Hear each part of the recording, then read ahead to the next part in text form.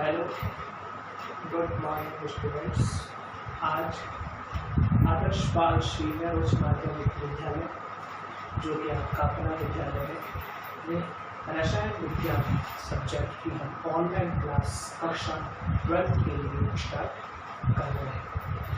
काफ़ी समय से लॉकडाउन होने के कारण आपकी क्लासें कंटिन्यू नहीं हो पाई, हमारी स्टडी बाधित रही, जिसके कारण संपूर्ण स्टाफ और राज्य साइड में निर्णय लेते हुए ऑनलाइन क्लासें कंडक्ट करने स्टार्ट किया है।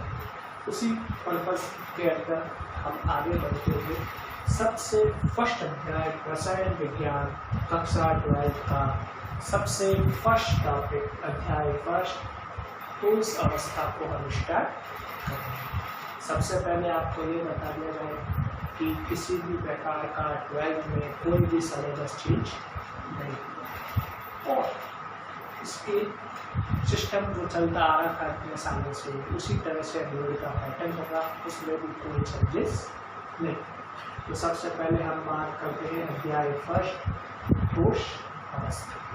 यह जो चैप्टर है यह बोर्ड के अंदर इसका अंक विभाजन 3 मार्क्स 3 अंक का रहेगा, जिसमें से 3 क्वेश्चंस आपके generate 1 marks plus 1 marks and plus 1 marks. ठीक है स्टूडेंट्स, अब हम स्टार्ट करते हैं अध्याय फर्स्ट ठोस अवस्था। जैसे नाम से हमें पता चलता है कि ठोस क्या है। जैसे आपको 11th क्लास के अंदर पढ़ाया हुआ है, पदार्थ की 3 अवस्थाएं होती है, ठोस, द्रव, गैस। पदार्थ की कितनी अवस्थाएं होती है? 3 अवस्थाएं होती है। कौन कौन सी? ठोस, द्रव और गैस। गैसों के बारे में हमने 11th क्लास के अंदर गैसों के नियम, वाटरबॉल्स का नियम, आदर्श गैस समीकरण, विभिन्न प्रकार के टॉपिकों का अध्ययन हमने 11th क्लास में गैसों की अवस्थाएं या पदार्थ की अवस्थाओं में उसका अध्ययन किया। इसी तरह से 12th क्लास में ठोस फर्स्ट चैप्टर हमारे सिलेबस में है और सेकंड चैप्टर द्रव मतलब कि विलयन वो हमारे सिलेबस में है। अब आपको बता देते हैं पदार्थ की कितनी अवस्थाएं होती है? 3 अवस्थाएं होती है। कौन कौन सी? ठोस, द्रव और गैस। इसी अवस्थाओं के अंतर्गत हम सबसे पहले किसका अध्ययन करेंगे? ठोसों का वर्गीकरण। अब ठोस होते क्या है? ठोसों में अवयवीकरण आपको पता ही है, हमेशा पास होते हैं। ठोसों का आकार हमेशा निश्चित होता है, ठोसों का आयतन हमेशा निश्चित होता है, ठोसों की ज्यामिति हमेशा परफेक्ट, स्थायी, सुसंतुलित होती है। इन्हीं गुणों के आधार पर ठोसों का आकार व आयतन निश्चित होगा, उसका घनत्व अधिक होता है। ये बातें आप सब जानते हो, आपको 11th क्लास में ये सारे टॉपिक्स क्लियर किए हुए। उसी टॉपिकों को हम आगे बढ़ाते हुए 12th क्लास का फर्स्ट टॉपिक हम करते हैं ठोसों का वर्गीकरण। ठोसों को किस तरह से हम क्लासिफाइड कर सकते हैं? क्लासिफिकेशन ऑफ सॉलिड, ठोसों का वर्गीकरण।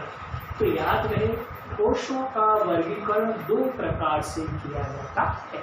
फर्स्ट टाइप है अवयवी कणों की व्यवस्था के आधार पर। अवयवी कणों की व्यवस्था के आधार पर।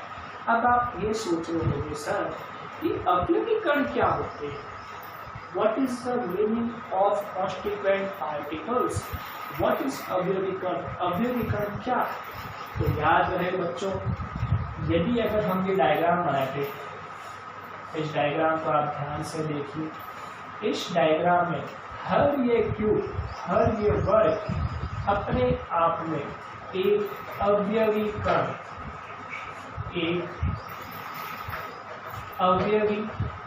है।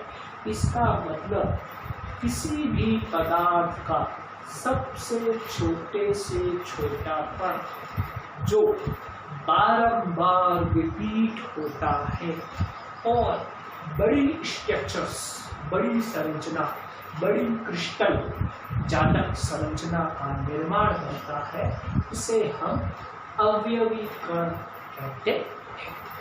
आगे बात समझ में, वापस रिपीट कर देता हूँ। किसी भी क्रिस्टल जालक की छोटी से छोटी इकाई जिससे कि वो क्रिस्टल बना हुआ है, उसे हम अवयवीकरण कहते हैं। जैसे हमने 11th क्लास में पढ़ा था आयनिक कोश। अब आयनिक कोश का एग्जाम्पल क्या था? धनायन ऋणायन, धनायन ऋणायन, धनायन ऋणायन, पॉजिटिव नेगेटिव, फिर पॉजिटिव, फिर नेगेटिव, फिर पॉजिटिव, फिर नेगेटिव। तो एक कणों की व्यवस्था थी, उसी व्यवस्था के आधार पर कोशों का वर्गीकरण किया गया है। तो सबसे पहला पॉइंट क्या आएगा हमारा? अवयवी कणों की व्यवस्था के आधार पर अवयवी कणों की व्यवस्था के आधार पर वर्गीकरण।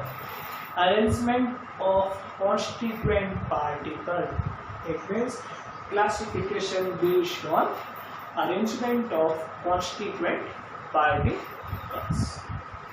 अवयवी कणों की व्यवस्था के आधार पर कोशों को दो भागों में बांटा गया है। कौन कौन से दो भाग हैं?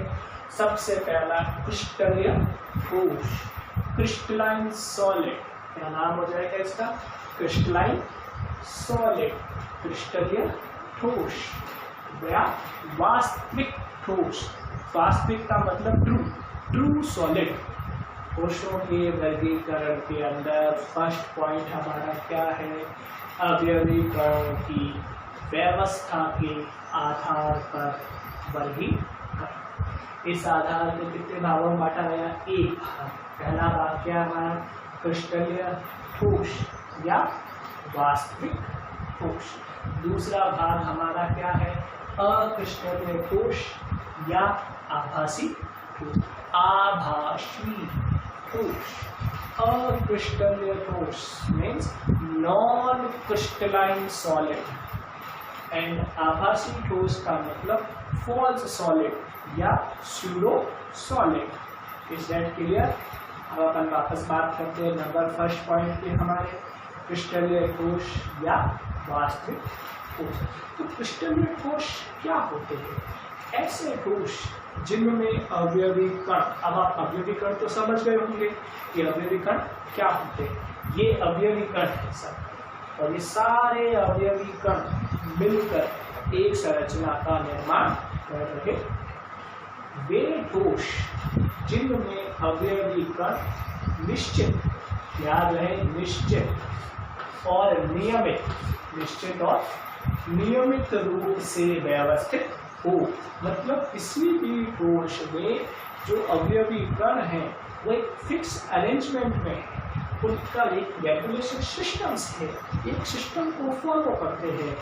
ऐसे ठोस क्या कहलाते हैं? क्रिस्टलीय ठोस कहलाते हैं। अर्थात ऐसे ठोस जिनमें अवयवी कण निश्चित व नियमित रूप से व्यवस्थित होते। जब अवयवी कण निश्चित और नियमित रूप से व्यवस्थित होंगे तो उनके मध्य जो आकर्षण बल होगा वो हमेशा कैसा होगा? प्रबल।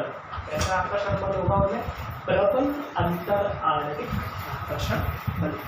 जब अवयवी कण एक दूसरे के बहुत ही पास और निश्चित व नियमित रूप से व्यवस्थित होंगे तो उनमें प्रबल आकर्षण बल पाया जाएगा या प्रबल आकर्षण बल पाया जाता है। It means in the solids, constituent particles regularly and fixed arrangement, so intermolecular force is very high. अब बात करते हैं जब अवयवी कण निश्चित और नियमित रूप से व्यवस्थित होंगे तो उनमें प्रबल आकर्षण बल उपस्थित होगा, जिसके कारण इनकी सुसंतुलित और स्थायी ज्यामिति का निर्माण होगा। हम इसमें आसानी से ब्रेक नहीं कर पाएंगे। Compact and fixed geometry formation. So गलनांक और क्वथनांक के मान बहुत अधिक हो जाएंगे। So melting point and boiling point is very high. Is that clear? इन्हीं सब गुणों के कारण कौन कौन से गुण, वापस रिपीट करते हैं, कौन कौन से गुण? अवयवी कण निश्चित व नियमित रूप से व्यवस्थित होने के कारण ठोसों का प्रबल अंतर आणविक आकर्षण बल पाया जाता है। अर्थात जब अवयवी कण निश्चित व नियमित रूप से उपस्थित होंगे, उन ठोसों में प्रबल अंतर आणविक आकर्षण बल उपस्थित होगा, जिससे उनकी संकुलित और स्थायी ज्यामिति बनेगी, उनका गलनांक व क्वथनांक अधिकतम होगा। इन्हीं गुणों के कारण क्रिस्टलीय ठोसों को वास्तविक ठोस कहते हैं। समझ में आ गई बात? इन्हीं गुणों के कारण क्रिस्टलीय ठोस को वास्तविक ठोस कहते हैं। Is that clear?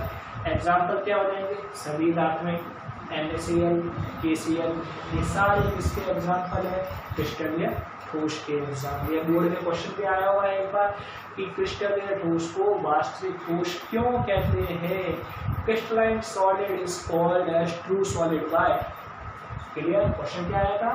क्रिस्टलीय ठोस को वास्तविक ठोस क्यों कहते हैं? इसमें crystalline solid is called as true solid. Y?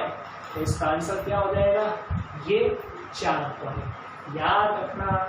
अवयवी कण निश्चित व नियमित रूप से क्या होंगे? व्यवस्थित, जिसके कारण आकर्षण बल कैसा हो जाएगा? प्रबल, जिससे इनकी ज्यामिति कैसी बनेगी? संकुलित और स्थायी ज्यामिति बनेगी, और इनका गलनांक और क्वथनांक क्या हो जाएगा? उच्च या उच्चतम हो जाएगा। इन्हीं कारणों से क्रिस्टलीय ठोस को वास्तविक ठोस कहते हैं। क्लियर? इस वीडियो के अंदर हमने क्या पढ़ा? ठोसों का वर्गीकरण का पहला पॉइंट, अवयवी कणों की व्यवस्था के आधार पर वर्गीकरण के अंतर्गत फर्स्ट पॉइंट क्रिस्टलीय ठोस। अगले वीडियो के अंदर हम क्या पढ़ेंगे? इसी अवयवी कणों की व्यवस्था के आधार पर क्लासिफिकेशन का सेकंड पॉइंट पढ़ेंगे, और क्रिस्टलीय ठोस या आभासी ठोस। याद रहे, यहाँ से जो बोर्ड में क्वेश्चन आता है, वो क्वेश्चन 2-3 क्वेश्चन बनते हैं। उन तीनों 2-3 क्वेश्चनों का कॉमन आंसर होगा। पहला क्वेश्चन बनता हो, याद रहे, इस यहाँ से वीडियो को ध्यान से देखें, ध्यान से सुने, ध्यान से समझे। बार बार मैं कह रहा हूँ, वीडियो को ध्यान से देखें, ध्यान से सुने, ध्यान से समझे। 2-3 क्वेश्चन बता रहा हूँ, ये सारे के सारे बोर्ड में आए हुए क्वेश्चंस हैं। सुनो, फर्स्ट क्वेश्चन, क्रिस्टलीय ठोस को वास्तविक ठोस क्यों कहते हैं? Same answer. ये चारों पॉइंट उसके आंसर्स रहेंगे। सेकंड क्वेश्चन बनता है, ठोसों के लिए गलनांक व क्वथनांक, मेल्टिंग पॉइंट और बॉइलिंग पॉइंट हाई होते हैं, क्यों? उसके लिए भी ये तीनों पॉइंट आंसर रहेंगे। यदि अगर क्वेश्चन आता है ठोसों का घनत्व अधिकतम होता है, क्यों? उसके लिए भी ये तीनों पॉइंट आपके आंसर्स रहेंगे। इसलिए फर्स्ट पॉइंट अवयवी कणों के निश्चित व नियमित रूप से व्यवस्था, सेकंड पॉइंट प्रबल अंतर आणविक आकर्षण बल, थर्ड पॉइंट संकुलित व स्थायी ज्यामिति, और फोर्थ पॉइंट गलनांक व क्वथनांक उच्च होते हैं। और थर्ड क्वेश्चन बन सकता है, क्या रीजंस है कि ठोसों में जो स्थायी ज्यामिति का निर्माण होता है? उसका आंसर क्या होगा? अवयवी कणों की निश्चित व नियमित व्यवस्था और प्रबल अंतर आणविक आकर्षण बल उपस्थित होने के कारण। इस डेट क्लियर? इस वीडियो में हमने ठोसों के वर्गीकरण का फर्स्ट पॉइंट क्रिस्टलीय और ठोस पढ़ा। अगले वीडियो में हम पढ़ेंगे अक्रिस्टलीय ठोस या आभासी ठोस। थैंक यू बेटा।